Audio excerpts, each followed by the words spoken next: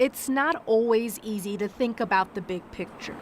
On a Colorado Springs college campus, the future can sometimes be as daunting as its views. Okay, so we're going to start here. On a Thursday morning, All right. when most students look like they'd rather be somewhere else, Talia Murphy is happy to be present.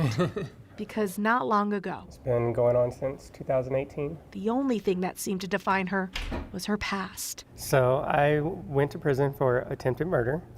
It was a domestic situation with a former boyfriend of mine. I was sentenced to 64 years in prison, and I just looked at the judge and I said, I'll be back to give you this time back. I said, I don't know when, but I'll be back because this isn't where my story ends. Talia was right. Her words would help reduce her sentence to 12 years. She spent them at places like Buena Vista Correctional Facility. It's where she made a change in her life. 2014 was when I first asked for hormonal replacement therapy, and it was denied. And I appealed it and appealed it and appealed it. And eventually they transferred me out of that facility. It took Talia more than a year to start her gender-affirming care. It took 2 to legally get her name changed, but she says most staff still wouldn't use it.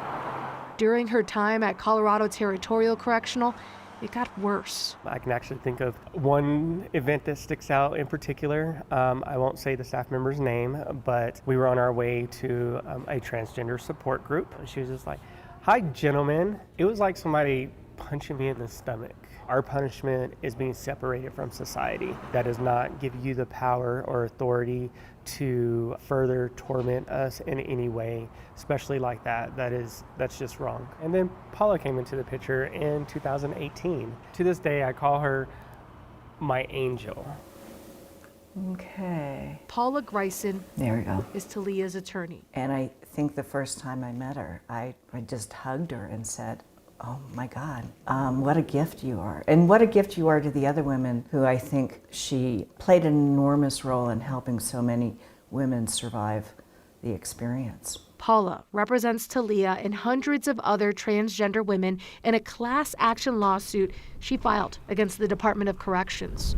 The suit calls for a change in the care for transgender women in the Colorado prison system. These are women and they're being housed with men. The stuff that you would think would happen was happening on a horrific scale. After 6 years, The consent decree. pages of pain have turned into briefs to be better. It's not a sight I'm sure I thought I would ever see. Paula won the case.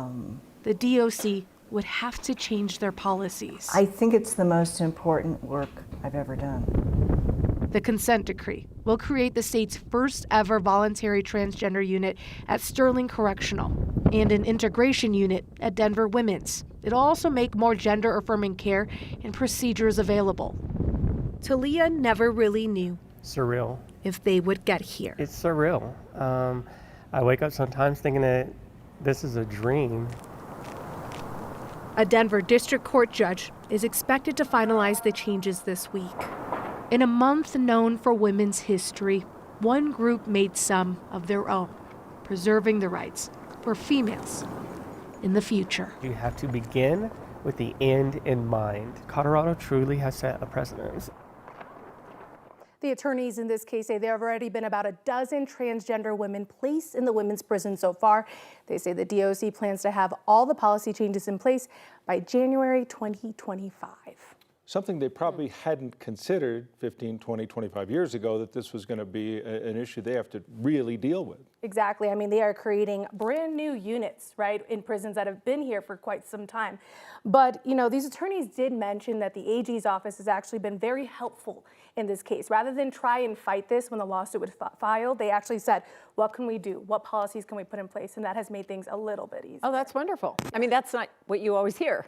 Exactly. And that's why it speaks volumes, right, for them to be able to make this change and do it kind of all together now. They realize that something does need to be done, and they're doing it.